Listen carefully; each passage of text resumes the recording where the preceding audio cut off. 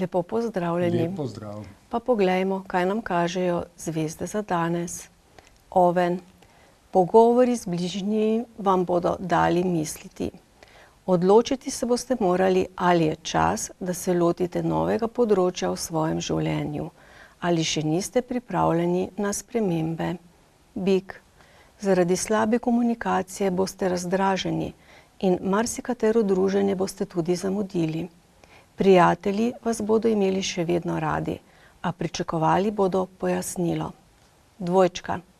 Obeta se vam potovanje, ne glede na to, ali bo daljše ali krajše, bo šlo za mešanico poslovnega dogajanja in druženja v bolj zasebnem vzdušju. Rak. V službi vas bodo močno razdražili. Poskusite svoje misli in mnenja zadržati zase do konca delovnega dne. Svojo jezo in napetost boste sprostili z fizično aktivnostjo. Lev. Privoščite si kopel in masažo. Od napornega delovnega dne se boste morali nekako sprostiti. Običajni pristopi ne bodo dovolj, uporabite domišljijo. Devica.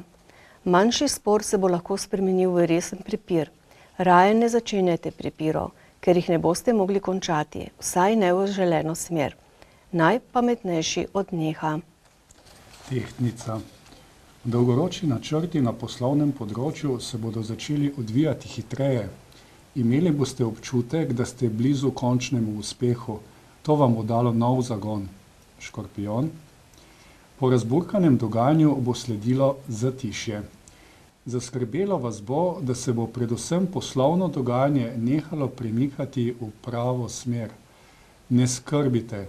Zatišje bo začasno. Strelec. Danes boste lahko izbrisali vse težave, ki so se pojavile v službi. Začnite znova. Zato boste morali nekatere stvari enostavno pustiti za seboj. Kozorog.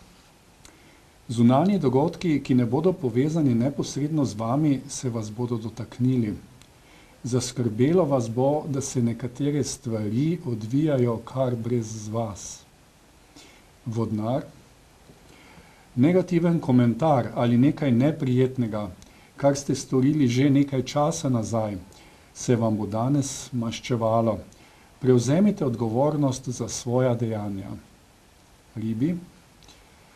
Poskušali boste načrtovati, predvideti in vplivati na vse, kar bi vas morda lahko presenetilo pri uresničevanju želje. Ne zahtevajte preveč od sebe. Srečno in vračava besedo nazaj v studio.